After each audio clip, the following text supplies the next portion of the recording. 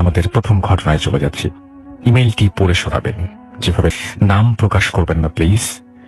আশা আছে আপনারা পড়ছি, যেভাবে লিখেছেন আমি সেভাবেই পড়ার চেষ্টা করছি। শ্রদ্ধেয়, জানি আপনি অলওয়েজ ভালোর দলে, তাই জিজ্ঞেস করলাম না।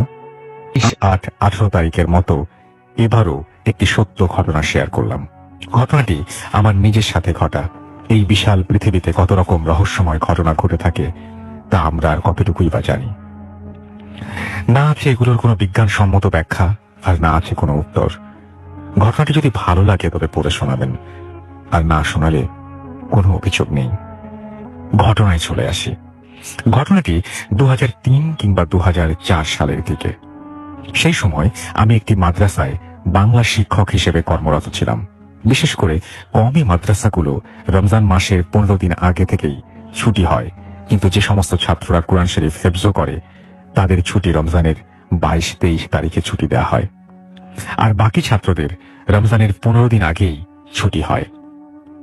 সেই রকম একটি মাদ্রাসায় কর্মরত ছিলাম, বাড়ি থেকে 4-5 কিলোমিটার দূরে। এছাড়াও একটি স্থানীয় হিসেবে আমার দায়িত্ব ছিল একটু বেশি।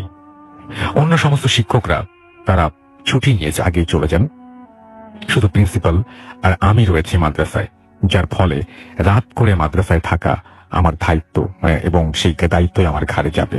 যাই হোক, আমি প্রতিদিনের মতো মাদ্রাসায় দায়িত্ব পালন নিয়ে যেতেছিলাম। রমজান শুরু হওয়ায় 4-5 দিন আগের ঘটনা। এক রাতে সমস্ত ছাত্ররা ঘুমিয়ে পড়েছিল। আমি রাত আনুমানিক 12টা কিংবা 1টার সময় ওয়াশরুমে যাওয়ার জন্য বাইরে বের হই। এখানে একটু বলতে ভুলে গিয়েছিলাম, মাদ্রাসার ভেতরে একটি দোতলা মসজিদ ছিল। হঠাৎ খেয়াল করলাম মসজিদের ছাদে কিছু আলো ছায়া লাফালাফি করছে। আমি একটু ভয় পেয়ে গেলাম। জানি যে মসজিদে জিনরা নামাজ পড়ে, জীবনে তো জিন দেখার সৌভাগ্য হয়নি, তাই বলে ভয়ে ভয়ে দেখার জন্য কৌতূহল দমিয়ে রাখতে পারলাম না। এখানে একটি কথা না বললেই নয়, সেটা হলো মানুষের রাশি বলতে তুলা, সিংহ, মেষ রাশি ইত্যাদির সাথে মিল না হলে জিনদের দেখা পাওয়া মুশকিল।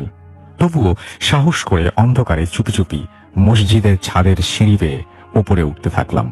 দেখি সেখানে কি হচ্ছে। এইটা দেখার জন্য মসজিদের একটা সিঁড়ি বেয়ে উপরে উঠেছি, আর দুরু দুরু বুকে অজানা ভয়ে কাঁটা দিয়ে উঠছে। না জানি কি দেখবো এই ভেবে দোয়া দুরুদ পড়তে পড়তে উঠছি সিঁড়ি বেয়ে। অবশেষে ছাদের গেটে যখন আসলাম তখন দেখি ছাদের গেটটা চাপ দেয়া, এবং গেটের নিচে একটু ফাঁকা জায়গা ছিল।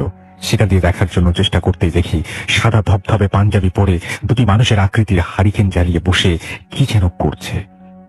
তা দেখে বুকের মধ্যে একটা ধাক্কা অনুভব করলাম। কারা এগুলো? মানুষ না লিন?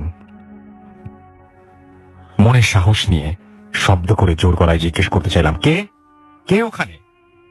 কিন্তু গলা দিয়ে কোনো আওয়াজই বেরোচ্ছে না।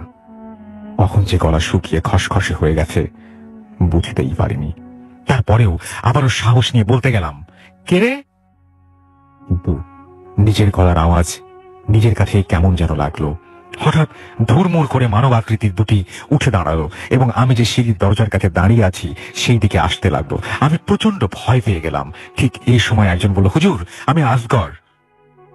তখন আমি বুঝতে পারলাম এরা জিন নয়, এরা মানুষ, এবং এই মাদ্রাসারই ছাত্র। একটু সাহস নিয়ে বললাম, এত রাতে তোমরা এখানে কি করছো?